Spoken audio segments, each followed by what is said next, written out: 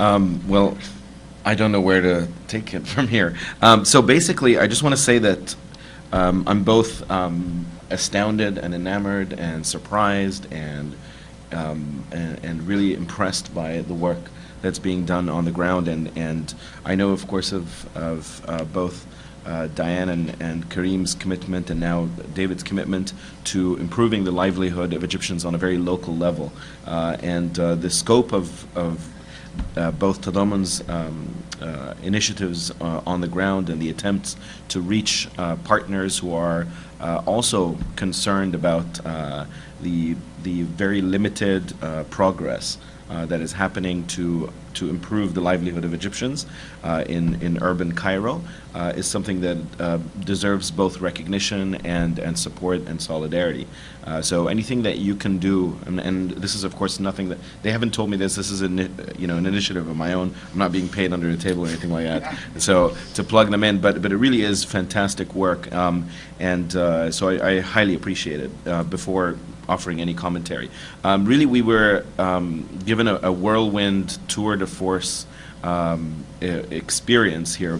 We've gone from the political dimensions all the way down to the intricacies of making things work or figuring out what the characteristics that render urban Cairo dysfunctional in some instances, and really being given also instances where there are opportunities for progress. So I want to sort of share my remarks on a variety of different aspects. I want to start off by sort of acknowledging my personal interest in the way in which the discussion around the production of space was shared by David, and how Henri Lefebvre's work on spaces is being applied here. And I appreciate the interest to sort of go back and read about the way in which production of space is conceived, both from the actualized way, but also in the way conceived space operates, and lived space. And I think it's a very applicable model to what's going on in Egypt. I would also sort of throw into the mix some of Jean Baudrillard's work on simulation and simulacra, and it becomes much more sort of interesting as soon as we start seeing models of Cairo 2050. So anybody who's been to Cairo is familiar with the topography, the landscape, the contours of the city, the way in which the society interact with the city. You look at this sort of hypothetical landscape, and it is both divorced of local communities in the realistic sense, but also in the aesthetic sense. That all of a sudden it's supposed to, we're supposed to be grafting Dubai into Cairo in some ways. Now, of course, it seems very ambitious and very modernist, or perhaps even postmodern in some respects. But Jean Baudrillard talks about the idea of the simulacra, which is basically to take a fictitious idea of what space is supposed to look like, as opposed to the idea of conceived space where communities imagine or various actors imagine space, but rather taking a fictitious notion of space and grafting it, or sort of transplanting it where it doesn't belong, or at least creating something out of nothingness. Now the problem is that in this case we're not going from nothing. That there are communities on the ground, and so when looking at these models, it appears as though you can kind of wish away or see the disappearance of these local communities and imagine that as sort of a modernist dream, almost like a fantasy, or like kind of like an orgasmic view of what might happen to Cairo if the project were to continue. So I think Jean Baudrillard's work on simulacra would be quite interesting. Kareem also comments in conjunction with this about sort of modernist elite planning and really the sort of the cookie cutter approach to, or almost like the cataloging of what modern Egyptian sort of neoliberal development for the elite is supposed to look like. I mean, it's I have to remember, I recall probably by the mid-1980s when major publications in Egypt like Al-Ahram, Al-Akhbar, Al-Gumhuriyya would have ads in them of these models of what your housing complexes might look like in the future. Now, given the distribution of these publications to a wider audience, most of whom would find these living spaces entirely out of reach. What they've done inadvertently is create a fictionalized view of what Cairo is supposed to look like as a city, as an urban space, but also how one's experiences with the household is supposed to look like. And that, of course, there's a level of complicity that exists within the mass media, cinematic production, and things of that kind. So I think it would be interesting to see, the more sort of ethnographic and the closer to the ground you get, to see how people conceive of the imaginary spaces, more than just what they can do now. Because do they continue to have ambitions to live in Medinti or places like that, as out of reach as they may be? Is it about translating their personal spaces and their communal spaces into this other realm? At which point, if that's the case, then perhaps the political and economic project of Gamal Mubarak and subsequent governments may actually be what they want. It's just a matter of whether or not they can reach it, and that, I think, would add to the problematization of the issue. Of course, I'm not saying that to affirm the case. I'm saying that one needs to problematize it. I really enjoyed the way in which all of both the presentations and the work on the ground goes back and forth between formality and informality. The state operates within realms of formality, but at the same time, as Diane, you shared in your closing remarks, that even the state itself, in its governance system, is sort of informal and sort of chaotic. So I think formality and informality can sometimes be seen as a binary. The state is formal, and the way in which the state operates is formal, and then everything else outside of that, the NGO circuits, the civil society organizations, the popular committees, are all informal. But we start seeing examples of formality developing in spaces of informality, and informality developing in spaces of formality. But I find that to be particularly interesting. Also, the issues of regulation and deregulation. In some instances, it appears sort of important to have some regulatory standards in place so that communities can get access to water and sewage. I mean, Karim gave the example of one community that just recently was able to access water 3 years ago. I mean, that's almost inconceivable for an urban space like Cairo. So the question is, rather than looking at sort of the positives but rather than looking at the binary or the dichotomy between the regulated and the deregulated as positive and negative, I think your presentation very aptly showed that it is a negotiation between the two rather than one versus the other. I was just extremely interested in and very much encouraged by Karim's presentation of alternative approaches, from the example of Darb al-Ahmar and Azhar Park onto I've forgotten the names, Mitauba and Izbet al-Kharala.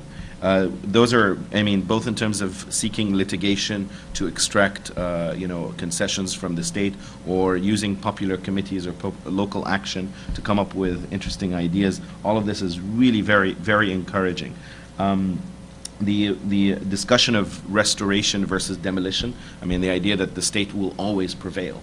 I mean, there's this conception that the state will always prevail, that the government, the subsequent regimes will always have the final word, is really strongly challenged by these discussions. That in many cases they're able to sort of to get what they want. It may not be the sort of the high aspirations, but it's definitely significant progress. And of course, the struggle between upgrading versus downgrading. There is a tendency for the government, and we've seen that, from probably since the mid-1970s onwards, where the Egyptian state slowly starts relinquishing its responsibility towards both local communities and in the provision of services as a whole. Its disinterest in providing subsidies for communities, and of course this happens in conjunction with a country whose population is exploding. I don't know if it ended up in some of your slides, but I remember you sending me sort of a chronological sort of listing of Egypt's population during various periods. So by 1950, population of Egypt was around 20.2 million. Today it's over 85 or something in that range. We're talking about a massive increase, more than a quadrupling of the population in a short time period. So with that being said, what does it mean for the state to realize that it's entirely incapacitated, given the amount of challenges that exist?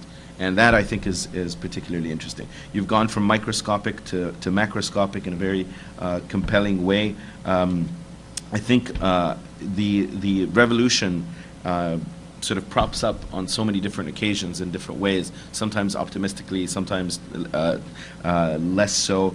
I think if one, and I'm obviously interested in politics particularly, but I think, and the discussion of politics is relevant, but I think it would be much more compelling to look at politics, and of course Diane talked about local governance and what that means in terms of representation and participation. But I think if one were to conceive of sort of the politics of Egypt as sort of a metaphor for what happens within these spaces of urban contestation, it becomes extremely interesting. So at various points over the past 3 years, you've got this tug of war between sort of collective action and mobilization by various groups. Some agree in some instances together, some fragmented depending on circumstances, and you've got the state kind of pulling back. And then you've got sort of the tables turn, and you have new administrations with old structures, and you get that renegotiation again. So I think to an extent, the metaphor of urban contestation exists within contemporary politics in Egypt today, with varying degrees of success. I mean, we're seeing, whether it's on a constitutional level, the article that Diane mentioned, and several others, it looks like the Constitution is good in some things, but really abhorrent in others. And the same goes with various sort of periods, that there is sort of significant degradation of human rights in Egypt over the past maybe 6 months or so, but we also start seeing articles in the Constitution that are meant to preserve human rights and banish torture and things of that sort. So it is almost always a mixed bag, and I think that happens on a very local level. Let's see. The real sort of creativity, innovation, and resourcefulness of local efforts is something that becomes very, very self-evident in almost all of the examples here. So when the state falters, starting in the mid-1970s onwards, or decides that it will no longer be actively participating, specifically as a consequence of its commitment in later decades to the structural adjustment programs, that's when local communities try to find a way to improvise and come up with interesting things. I used to be a pre-med a long time ago, so I still have like a little bit of a scientific dimension in my head, and I'm obsessed with the idea of homeostasis, that in the same way that our bodies kind of adapt in such a way to maintain equilibrium, communities, I think, are doing the exact same thing. And that's those are the examples that become very self-evident to me, that there is a feedback mechanism, even when the structures are not there, or there are little sort of gaps in them where you don't have local representatives, or there's an absence in the mayor, or so-and-so is a crony capitalist here, that communities find a way to fix things. The feedback mechanism, and I think that's where the revolution comes in a very interesting fashion. The feedback mechanism was sort of disrupted with the revolution, because all of a sudden we have a plethora of new strategies: protests, sit-ins, civil disobedience, things that were not supposed to produce results. But when you have the head of state on 2 different occasions being brought down by a combination of political mobilization and sort of and the military or institutions deciding that to preserve the system they have to let go of someone, this has, I think, resonated at least on a psychic level, that you can extract concessions, or you can get results when you push back. legally and also in an illegal fashion. I mean, because sit-ins were technically illegal, protests were illegal, civil disobedience were illegal, cutting off roads was illegal, throwing garbage on the front doors of municipal offices is technically illegal. But all of these illegal acts were in response to other illegal acts committed against many of these communities. So I think popular committees and advocates and have all of a sudden become much more likely to produce results than sometimes elected officials.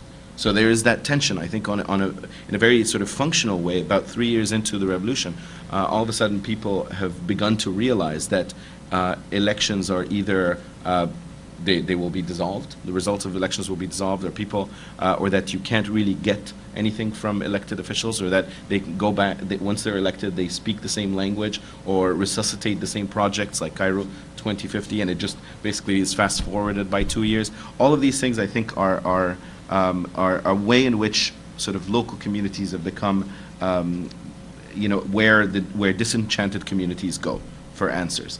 And I'm just going to sort of close my remarks by saying that unfortunately there is still, this harkens back to what you said, Diane, about what Tadamun tries to do in terms of opening up, Cairene communities to the sort of the marginalized spaces and acquainting them with it. So this is what your city looks like. This is what you don't see in your city, which upper middle class communities, unfortunately, are a little bit, either unaware of or willfully avoiding.